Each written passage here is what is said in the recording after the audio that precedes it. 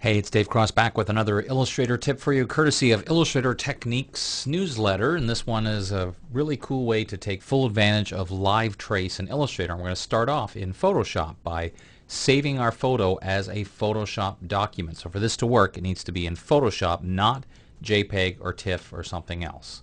So I just wanted to show you that is what it looks like. And now over here in Illustrator, I've already done it, so I'll just show you what I did. I went to the File command and choose Place, and I placed in that Illustrator file. It's very important that right here where it says link, that link is checked because we want to create a live two-way link between this Illustrator document and the Photoshop document.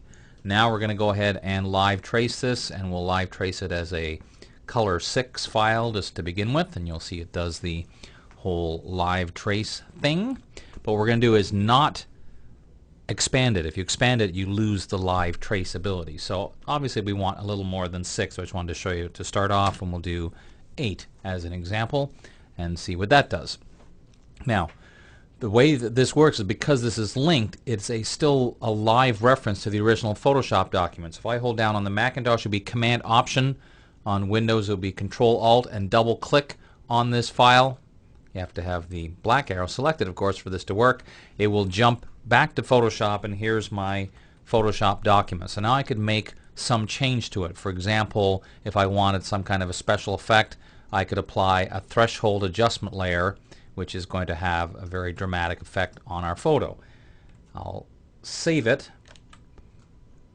and then when I switch back to Illustrator, you'll see that right away it's going to update. Now I have it set to automatically update. Yours, you might get a dialog box that asks you, but now you see it automatically updates. And if I don't like that, I can double click, come back, and let's try, for example, lowering the opacity of that threshold adjustment layer.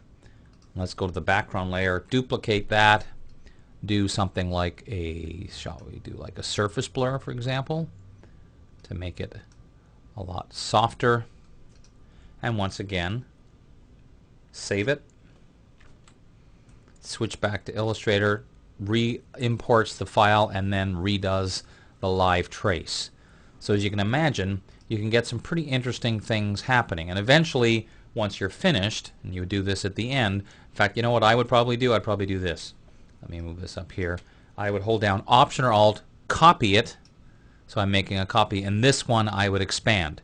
And that way it's going to leave the live trace link to the Photoshop one alone and give me this one, where now I could go in and start playing with this document, for example, deleting this white area.